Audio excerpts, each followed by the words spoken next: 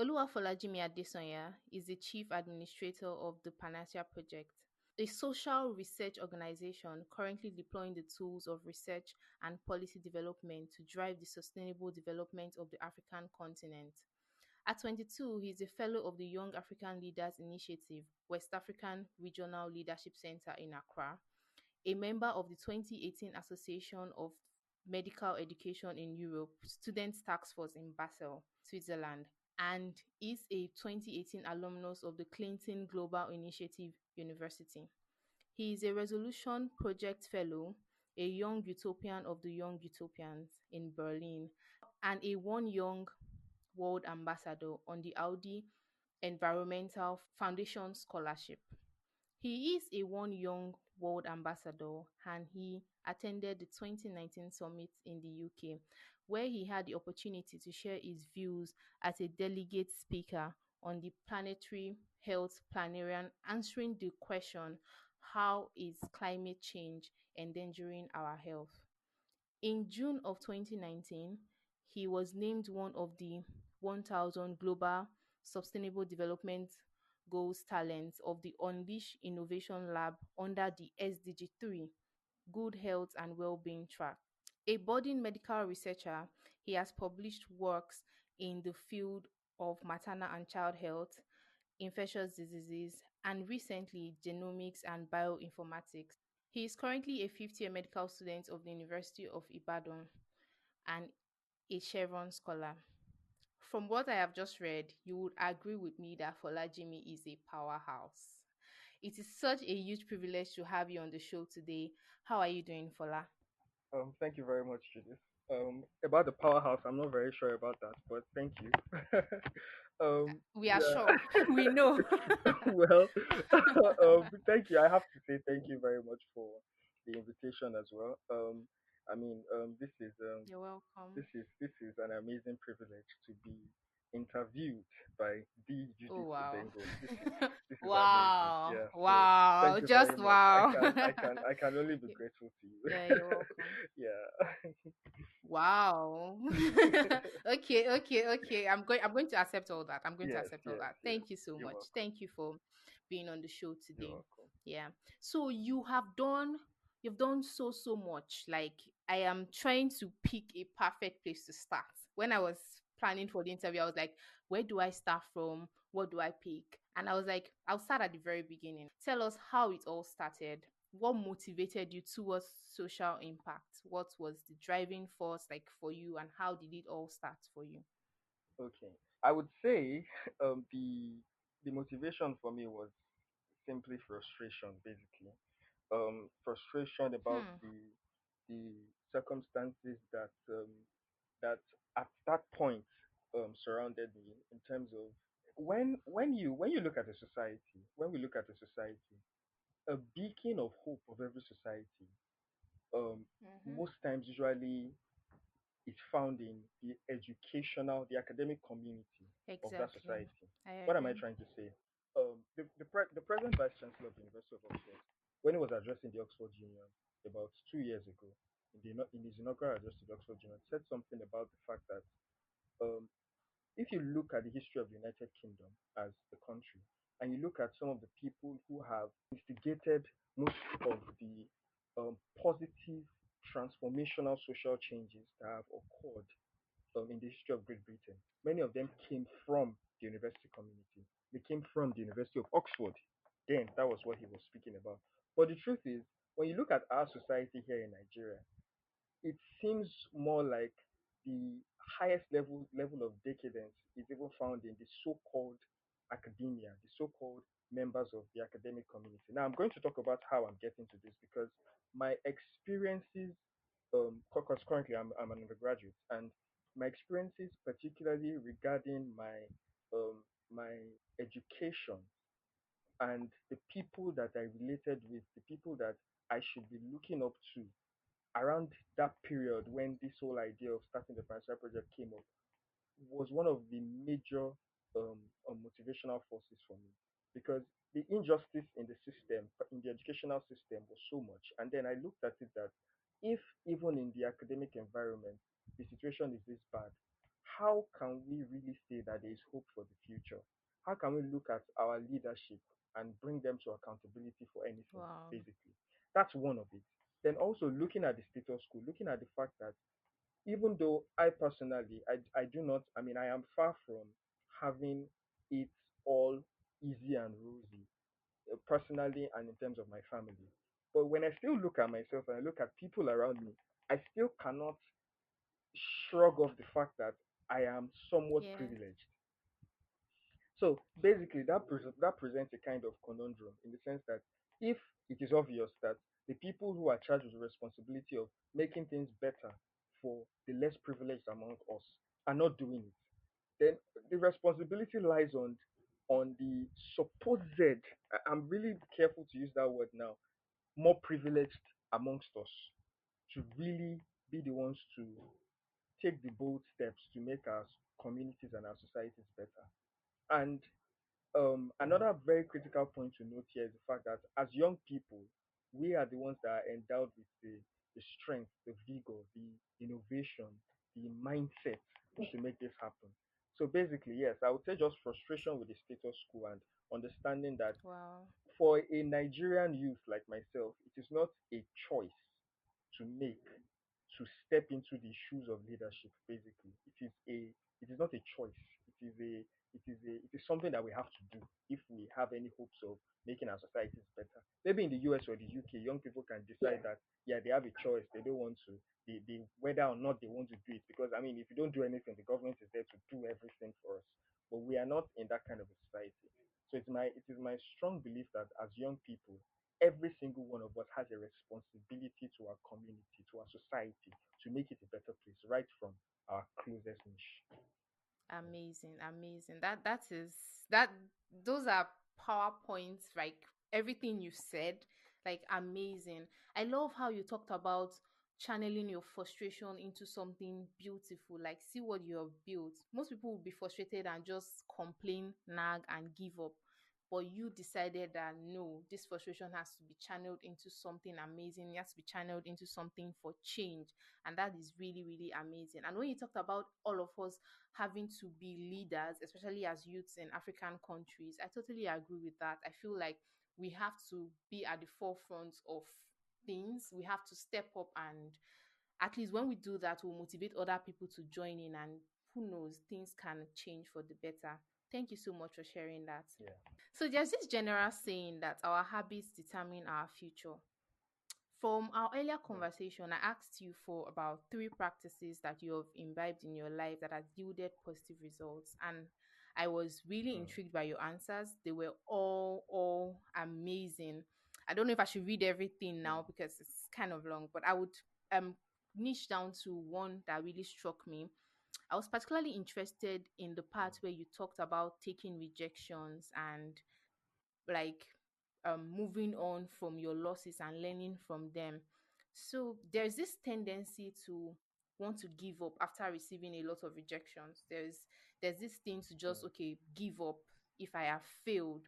mm, So can you share with my mm. audience useful tips that has kept you going in times where you felt like where you were like you were denied something or you felt like you failed at something? What keeps you going at that Mm. point?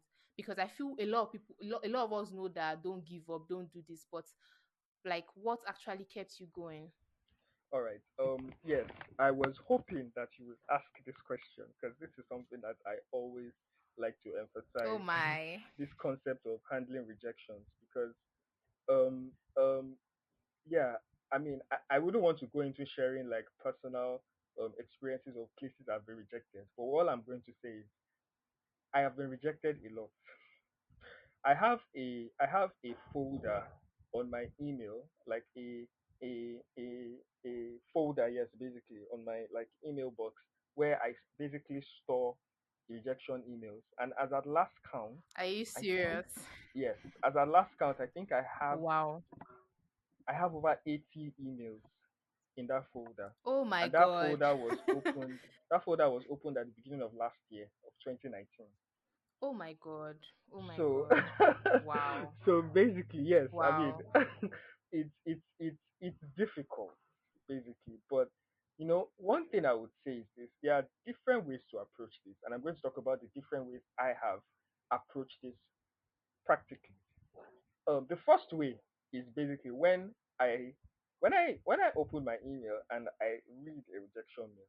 One thing I always try to do is to thank God for that rejection mail Are you serious? first. Some of us we Now, cry. yes, first. Yes, no, even if you are going to cry, as you are crying, make sure you are like grateful to God Oh that wow. you were rejected. Now, Mm. why I'm saying this? Not necessarily grateful that you were rejected, but grateful to God. Yes, still that at least you tried, you made an effort, and you. Because the point is this: that every rejection makes us better. Hmm. When we see rejections, we tend to just see the rejections as a no, without actually understanding the series of steps that have gotten us to that point of that no. Because if you think about it, it all started from being knowing about the opportunity.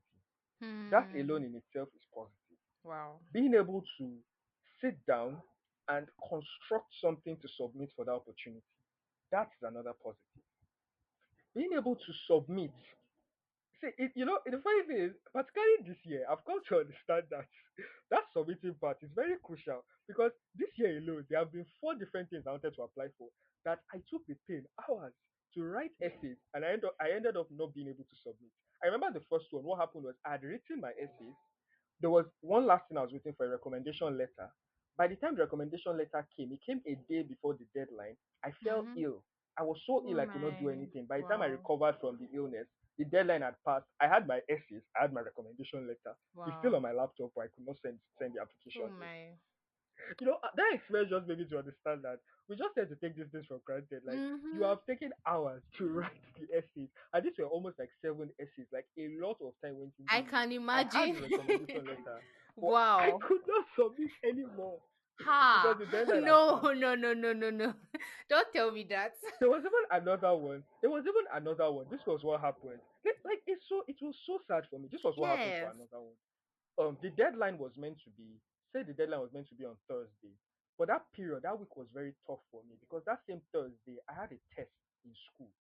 And for people who are medical students, you understand that if you have a test on a particular week, you most likely start reading that week or the weekend before. So that week is really tight with reading. And I had not written the essay.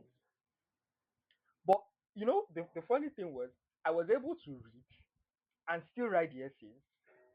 Now, the night before the deadline, I was on the essays because the plan was, oh, I'm going to like write the essays and then submit. I then Yes. received an email pop up on my mailbox that the application deadline had been extended. I was so happy that, yes, thank God it has been extended. They told Hmm. me it had been extended by 2 weeks. I was so happy. Okay. I left my essays. I went to read for my test. I finished my test. I completed my essays that weekend. I went to the website to submit, only to find out that the thing I actually wanted to apply for, the deadline was not extended. Ha. It was other things. Are you kidding me right now? Oh The my email did god. not say. The email is just like saying maybe a program has like different scholarships. So maybe like Yes. for journalists, for students, Ha. for professionals, and the deadline for students was the only one that was not extended. But every other deadline was extended. So the email they just sent it like a blanket email Oh that the no. application deadlines have now been shifted by 2 weeks.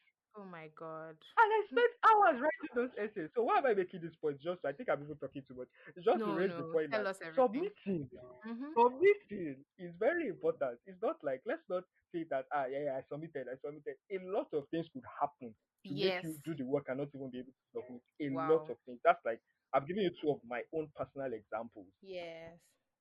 As I was saying, a series of steps have happened before you go to the point of even the rejection. We need to be able to recognize that in those steps, we have Mm-hmm. gotten better. Because the truth is, another thing that I'm going to say is there are some things I have applied for that I wrote essays for and I was rejected. And I submitted those Mm-hmm. same essays, maybe with minor edits to something else, and it worked. Wow. Okay. So when you write essays for something and you're rejected, you don't understand that maybe you have written essay for something that you submit maybe months later. You have written it now such Hmm. that 4 months from now you'll just see an application and be like, I've written an essay similar to this, and of course you store it on your laptop and just go and brush it up, maybe update it and send it, and then that's the one that would work. Wow. That's a very So like valid there are point. so many dimensions to these things that we should try not to see it as just like one blanket response that no and that's the end. No, those essays will most likely not go to waste. They can be used for other things. So we Hmm. need to begin to change our perspective and see things that way. But it's not easy. Like I'm speaking like this, but it never used to be like this. But I guess with Yeah. time, you begin to understand that there are different ways to see these things, basically. Then that's the first thing I wanted to say. One way I approach it is the things I've mentioned, the different perspectives I bring into it, the different dimensions I bring into it. That's one. Secondly, you need to understand that a rejection, a lot of things could be the cause of a rejection. Hmm. What am I saying? Now let's paint a practical example. You applied for a scholarship, and the scholarship they want to award 10 people the scholarship, and you know that 4,000 people applied. Now let's be pragmatic here. This is the truth. Before the first 1,000 applications are reviewed. Remember, 4,000 people applied, yeah? But the truth is, before the first 1,000 applications are reviewed, you already have more than 10 exceptionally qualified people. That's the reality. There's no way. The probability is that before the first 1,000, there are already 10 exceptionally qualified people. So, what that tells you is the people that they will choose eventually is not because of qualifications. Other things come into play. Because there is no way that in the first 1,000, they don't already have 10 people that are exceptionally qualified. You know, it gets to a point that you can no longer distinguish qualifications because they are all just so good. There is no way to Hmm. separate people based on qualification because everybody is at such a high level. So then those little things begin to come in, things like gender, things Okay. like race, Wow. things like the country you are from. Mm-hmm. And those are things you cannot change. Yes, I agree. Those are things. Age is another thing. Age then comes in. So those things about diversity and inclusion then come in that you cannot change. That are not your fault. It is not your fault that you are black. It is not your fault that you are 22. Hmm. It's not your fault that you are not Definitely. female. Oh my God. I never saw it So this when way. when they have 100 exceptionally qualified people, and then they now have to reduce it to 10, then those permutations begin to come in. Then they begin to say we cannot accept more than 2 people from Africa. Oh And out my of the God. 100 exceptionally qualified people, you have 20 from Africa, including you. So Oh what do you my want them to do? God. And out of those 2 people, one has to be male, one has to be female. Finished. So Finished. there's just nothing. Wow. There's nothing. So basically, that's the part that you need to understand that many times the rejections may not necessarily be because you are not qualified. It may just be that the many other factors did not play in your favor at that particular time. Hmm. Wow. And that's why you see some people too that will say that they applied for something that they were not necessarily qualified for, but they got. It's also because of those factors. Wow. There was someone more qualified than them, but it's just that the program needed a black female, and they were probably the only black female left, and they picked them. Hmm. Diversity and Oh inclusion my. matters a lot. Wow. Wow. I have So learned a that's lot. another way.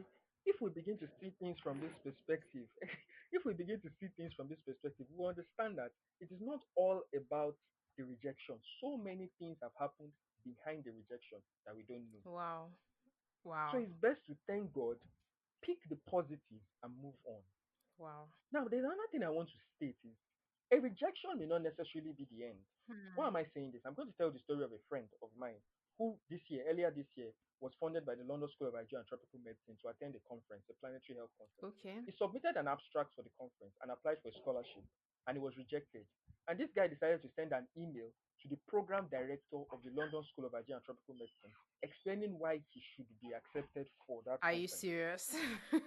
after the rejection came. Wow. Yes, after the rejection came, he sent a direct email to the program director and stated why he should be That's accepted. some nerve. And the program director responded and said, I agree with you and we will fund you. Are you And he serious? eventually attended the conference on full scholarship. Wow. You will never Yes, know till you try, actually. You will never know.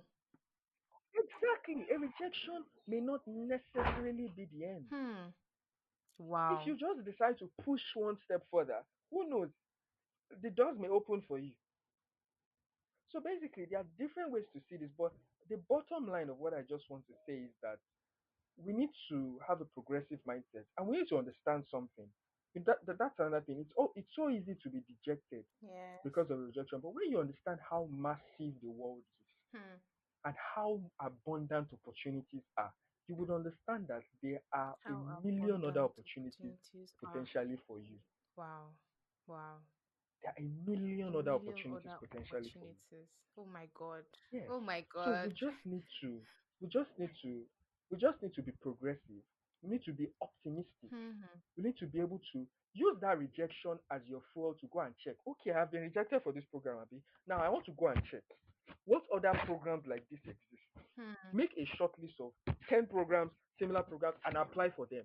See, the truth is, eventually, if merit does not work for you, diversity will work for you. Something will shall work for you Amazing. eventually. Amazing. And the beauty of this thing basically is that one success story is enough to make you forget years of rejections. Because I really, all it know, takes is one. right? All it takes at the end of the day Yes. is one. Wow.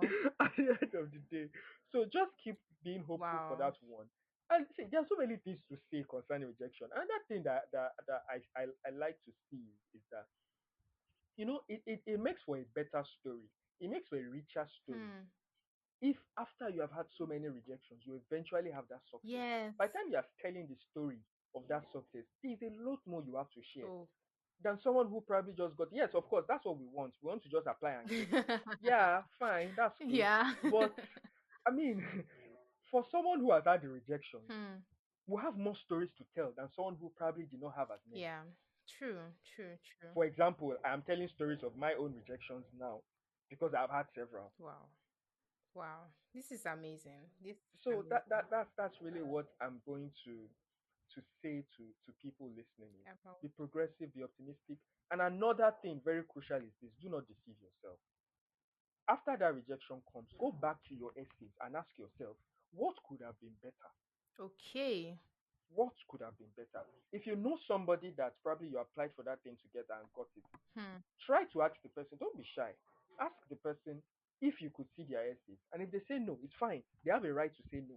Then ask them if they could review your own essays for you. So that way you'll be able to see, okay, what could I have done better?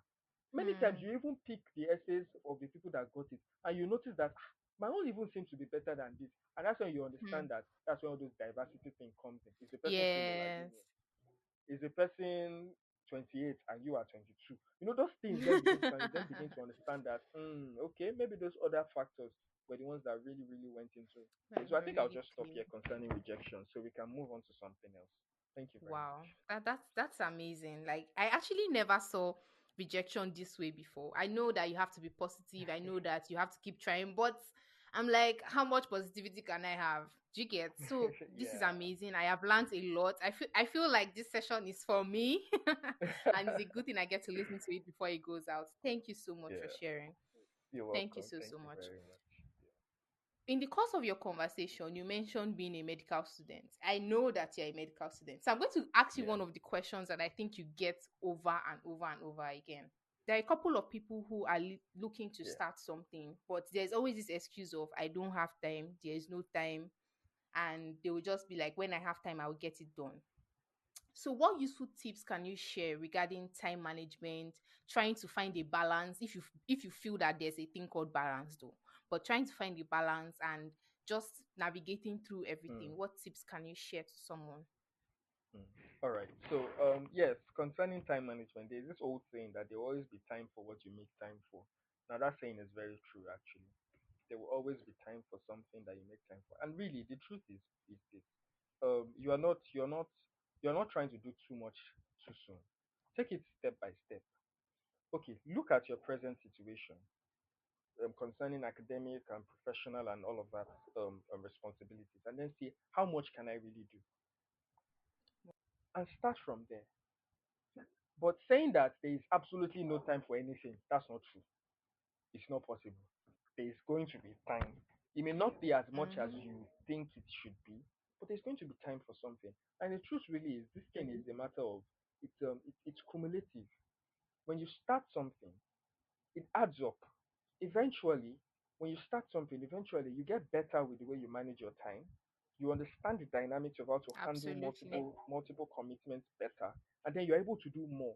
And you may even find out that your productivity in the many things you are doing is heightened when you are doing many things than when you are not doing many things, because you become smarter with how you use your time, with how you read, with how you you fulfill your responsibilities and all of that.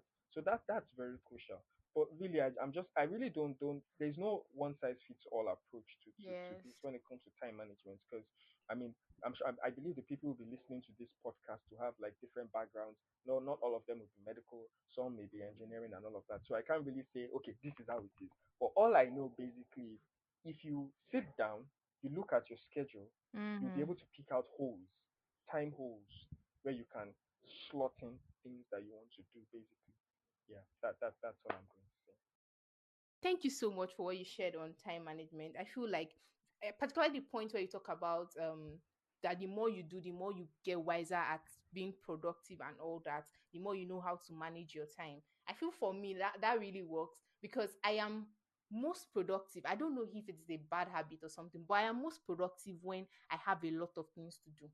I would just find myself getting things done because I know that you cannot sleep on this job. You have to do it, get it done, and move to the next. So I am like my most productive time when there's actually a lot to do. And it's not something I just came into. It's something I've Mm, had to learn being a medical student. And I know that, okay, school will not wait for me. So there's school, there's another thing I want to get done. So I feel like the more you do, the more you get a hang of it. So there's really no one size fits all in when you're talking about time management.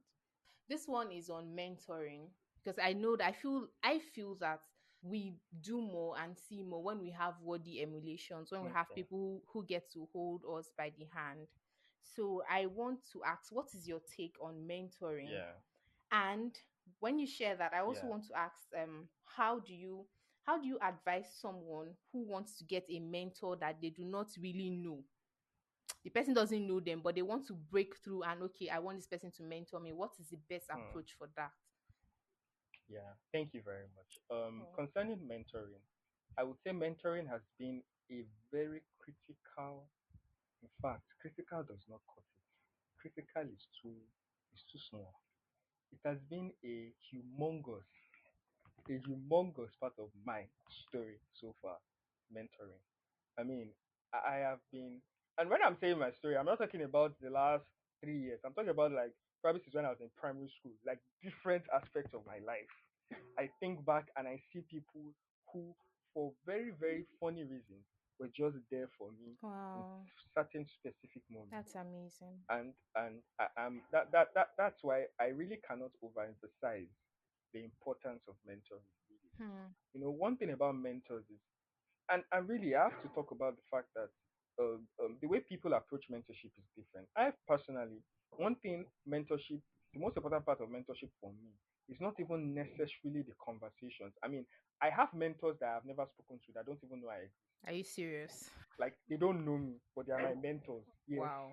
and Okay. they have influenced my life so much. Like if these people know how much they have influenced my life, they will probably be shocked. And we have Wow. never spoken. Like they probably don't even know I exist. Hmm. Because for me, the most important part of mentorship, that's why I started by saying we see mentorship differently. For me, the most important part of mentorship is basically someone I can aspire to be like. That's crucial for me.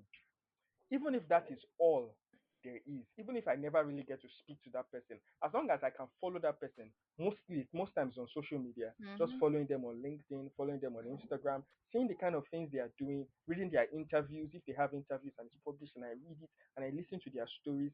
I mean, just being able to do that is sufficient for me to run with. Many times, that's what I find out. See, someone like Professor Charles Rotimi, for example, I have never spoken to him. I mean, he probably doesn't know I exist.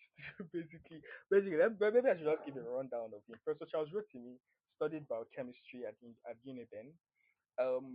Eventually, his story. You can read about his story. Now is the head of H3A Africa. People who are really interested in medical research must have seen that somewhere before. H3A Africa. It is a massive consortium of African researchers that is being funded by the NIH and the Wellcome Mm-hmm. Trust. I mean, they have like endowments of running to hundreds of millions of pounds. It is a massive program across Africa. I think it was just 2 or 3 days ago. I was reading an interview that he conducted about his journey Oh, from wow. being a graduate of biochemistry in Uniben to being a director at the National Institute of Health of the United States of America. And then I was just like, wow. So basically, For me, he's my mentor, and that's enough for me. I really many times I don't even want to message him to say, "Oh, hello, sir," or anything. I'm really not interested. I just want to follow him, listen to how he did it, and then see, okay, how can I apply these lessons to my life? Now that's one approach for me. But I've also had several mentors who I have reached out to and who have been of significant benefit to me. A particular person is Professor Busari. He's a professor of pediatrics in the Netherlands, and this is someone that I'm going to like give practical examples. Like when I met him, he took particular interest in me. The way we actually run it is basically it is my responsibility to organize calls with him every 6 months just to have an update and get his views on certain aspects of my life. And the beautiful thing about it is that's one thing about mentorship. Mentorship is bi-directional. It's not unidirectional. Exactly, From him, I've been exactly. able to learn that. I mean, this is someone that when we are speaking, he would ask me for my own views on things in his life, and then I'm just wondering that what do I have to say? I know, right? What am I going to say? I I remember, can I totally remember there was relate. this day he asked me, he asked me about something, and then I was just like, ah, eh. So I'm sure you know. I'm sure you know how to do it. And I was like, no. I want to know what you think. And then I shared my views. And then it Ah, makes you feel important as well. It makes you feel like yeah, yes, you have something to bring to the table. And that's really what definitely. mentorship is. It's not really about you just getting and getting and getting from people. It's also about being able to donate as well, to give something, to take initiative, to ask your mentors, oh, is there anything I can help you with? Is there anything I can do for you? They mentioned that they are working on something. I'm like, oh, is there anything that I can help you with concerning this thing? Is it to write a proposal? Is it to do this and that? Is it to draft a document? Is it to make some calls? Is it to send emails? What is it I can help you with? Amazing. Always available. The truth is, many times they end up saying, no, don't worry. But sometimes they'll take you up on the offer. And then when they do take you up on that offer, make sure you do a good job. That's very important. Make sure you do a very good job. Hmm. Don't then mess up their work and then they're regretting why they did that. So, but back to your question concerning how people can actually reach out to people they don't know. Yeah, I mean, for me, it's just a matter of reading about them, because really you don't want to appear clueless if you're reaching out to someone for the first time. You have to have read about them, know what they are doing, know why you want them to mentor you, know what you Yes, think they have to offer to your career, and then always include what you also have to offer, no matter how little. Include that I'm also able to assist you with this and all of that. And then close your email with the fact that you're hoping to hear from them shortly. And wait, if they're interested, they will send you an email back, they request for a call. If they are not interested, they are not interested. You can't force them to mentor you. It's just a matter of being confident, understanding that you're not begging necessarily for someone's attention, but you are trying to establish a bi-directional relationship that will be beneficial to both parties. Maybe not equally, because obviously you'll probably be the one benefiting more from it, but it will be beneficial to them less. Even if it's just the gratification that they have that, oh, I was the one that assisted this person. It's still a benefit to them. yes. I love where you touched about mentoring not being a one way thing, because most people approach it with wanting to just receive what this person can do for me, what this person can do for me. Most times when I approach people, I don't even approach with please mentor me. I would send you a mail and say, I see you have this program. I Exactly. want to do this for you. Exactly. I mean, what you have said now is very crucial. Very So when they crucial. see that, Yeah. this girl, she wants to Yeah. do something for me, then I'll be like, okay, maybe I should just give her a chance, something like that. So that's really, really amazing. From the mail you sent to me, like our previous Yeah. conversation, you said, and I quote, you said, I strongly believe the saying that preparation plus opportunity will more often than not lead to success. I believe that as young people, we ought to constantly seek out opportunities to improve ourselves, acquire new skills, and develop old ones. In addition, we should also remain on the lookout for potential avenues to leverage these skills as assets to bring us immense benefits. So, this show basically, the core of this show is personal development. So, for you, I would want you to just highlight a few things you do to develop yourself. Concerning personal development, it's simple basically. Know where you want to be. Now, when you know where you want to be, it doesn't need to be clear cut. It may just be an idea you have that, okay, I think in the next 10 years, I probably want to have done a PhD in something related to cancer. That's just an example. So you don't know where you are going to do the PhD. You don't know. You just shall know that yes, I shall want to do a PhD in something related to cancer. I'm really sorry that most of my examples are medical stuff, because Mm. recently, like most of things have been You have to speak exactly from where you are. exactly. It's So fine. I'm really sorry. I mean, Definitely. yeah. Or let me use an example on Yes. social change. So maybe I just know Sha, that in the next 10 years, I probably Mhm. want to be working in the World Health Organization. Yeah, maybe a country office or regional office or even the headquarters in Geneva. Maybe I just have that idea. That's the first step. You know where you want to be, yeah? Now the next step is this my own the formula I use. The next step is this. I pick my phone, I go on LinkedIn. LinkedIn is such an important resource. Let's say I want to be an epidemiologist at the World Health Organization. So I just go on LinkedIn, I go on the search and I type Mhm. epidemiologist at World Health Organization. And then it gives me a list of people who are either currently epidemiologists or maybe their previous work history was they were epidemiologists at the World Health Organization. And I just begin to scroll, just checking their profile. What am I looking for? This is what I'm looking for. One, I'm looking for their experiences, because LinkedIn is going to tell me where they have worked before they got to the WHO and the kind of jobs they have done. Secondly, I'm looking at their educational history. So, Amazing. what are the kind of things they studied? What were their grades? And then I can begin to compare it to mine and see, am I on the right track Hmm. or do I have to do better?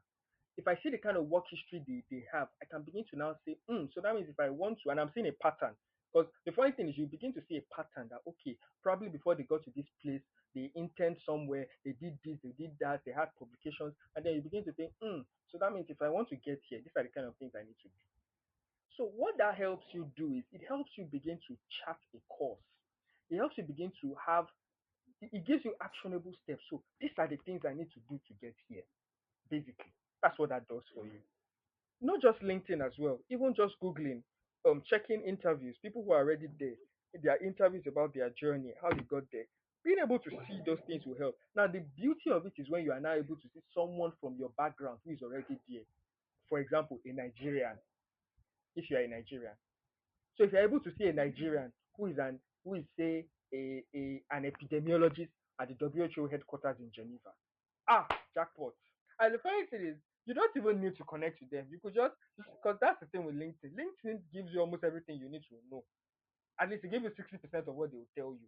The remaining 40% is now the personal bits that they don't share on LinkedIn. The core of it is on LinkedIn already for you. So even if you don't reach out to them, you already have a fair idea of what you need to do to get there. So, for example, let me now link that to the personal development you mentioned. So, for example, if you see that okay, a lot of people who are where I want to be have sort of interned in a particular place, that then gives you another layer of search. So, before you searched, maybe you searched director at WHO. Now you saw that a lot of people who have been directors at WHO have an experience interning at either the WHO or a UN organization. So you now begin to search interns at WHO. Now, why are you searching interns at WHO? That's bringing the search a step lower. So you now want to see the current people who are currently interns at the WHO. What are their experiences like? So at least these ones that you searched initially, they have done it since. Now, people who are currently there, how are their experiences like? What are the things they have done I need to begin to do? So if you see that they have taken some courses, for example, before they were able to land those internships, maybe online courses, then you begin to search, okay, so how can I take this online course? Maybe they took an online course on global health. So how can I take this online course? Or you see that maybe a lot of them have volunteered with NGOs. So you then begin to ask yourself, okay, how can I volunteer with NGOs around me in this field? So basically, it helps you chart your course, and that's how you develop yourself personally. For me, that's how it works. When you know where you want to be, you see how people who are there have done it, you then juxtapose that with your current situation. And it's just that simple. You find the deficit. It's that simple.